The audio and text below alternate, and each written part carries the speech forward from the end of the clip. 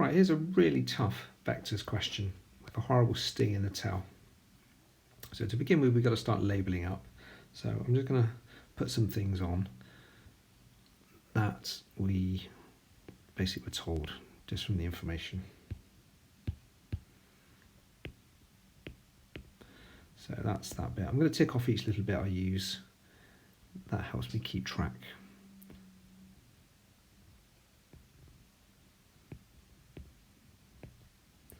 And then we've got this OP to P to M. So what that's really saying is to go from O to P, it's going to be 3/5 of O to M.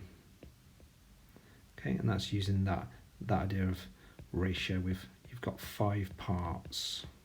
So O to P is 3 of them, so it must be 3/5 of the whole thing, which is O to M. So it might be useful to find O to M. So to go from O to M, it's going to be O to A plus A to M. So O to A, no problem. Now, I don't know what A to M is, so I need to find A to M. Now I'm told M is the midpoint, so let's work out A to M. We'll just do it over here. So A to M is going to be half of A to B. And how do I go from A to B? Well, it's going to be A to O plus O to B. I like to map out my journey with capitals. Some people don't bother. Obviously it's quicker not to bother, but I think it helps keep a little bit of order. So if I'm going to go from A to O, it's the opposite direction to what you're given. So it's minus A. And then O to B is just B. So I've got my A to M. I'm going to just flip that around. So that's my A to M. So that's quite important.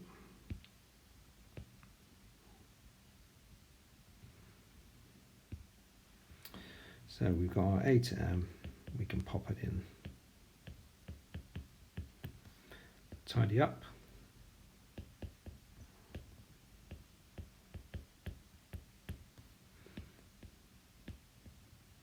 So the half of B and the half of minus A comes down to give us that little bit. So there's O to M, that's quite important, probably going to need that in a little bit. So what else can I find? Oh, we were trying to find O to P, weren't we? So much going on, you lose track of where you are. So O to P was 3/5 of O to M. So in other words, 3/5 of what we've just found.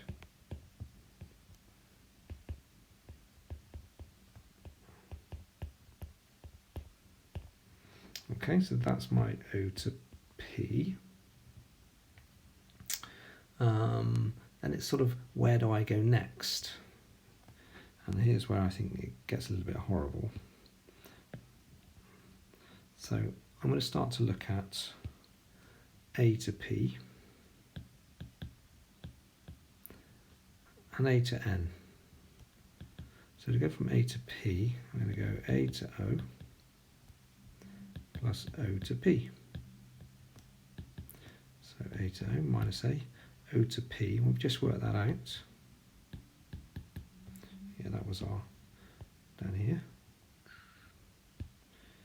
So it was 3/10 of A plus B. Okay, let's tidy that up.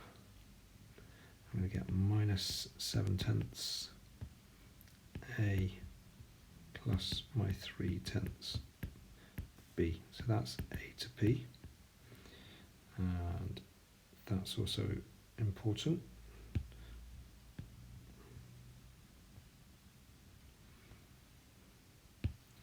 Okay, now I'm going to find A to N.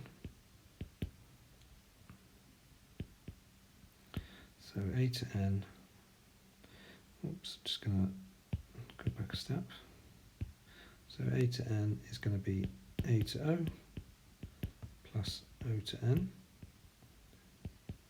So A to O minus A, O to N. Now I don't know what O to N is. It's a fraction of B. And in vectors we often just will use an extra letter. So we can just, this is what's called a scalar. So it's just a number. So it's a fraction of B. So that's my A to N. Okay, so I'm sort of trying to map out what's going on with what I've found so far. Now here's maybe the slightly the weird bit.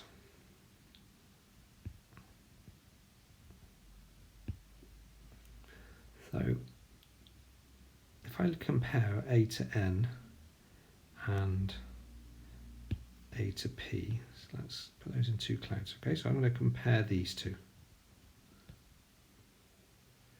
And what I'm going to say is that let's go from a to n. I'm going to say it's 10/7 of a to p. And this is the bit which I think is hard to get your head around.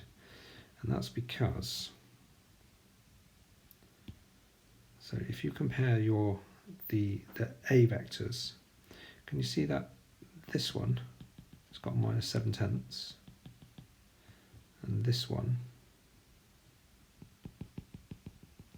is just kind of -1a.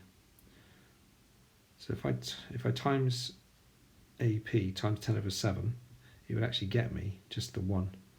You're sort of flipping your fractions upside down to get down to 1.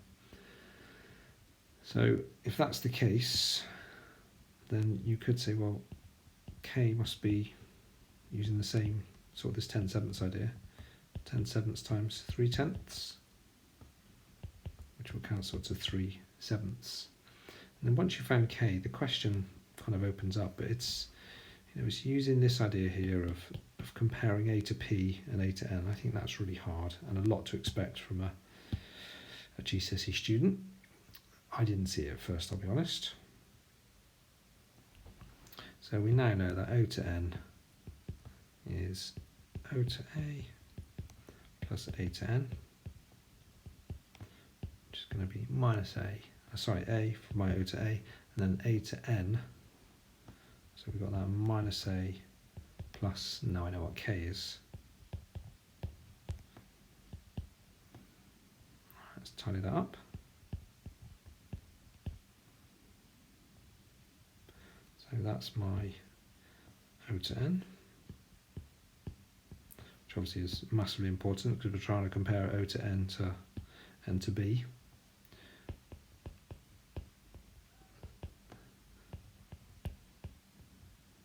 So n to b is going to be n to a. If we go back to my diagram now, going from n to a and then a to b.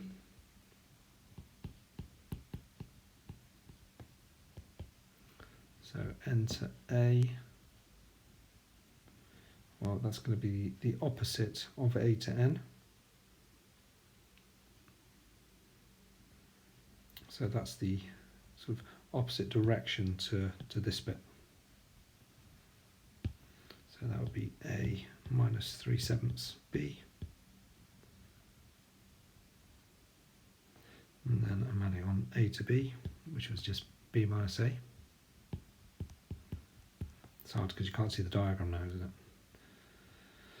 What a horrible question.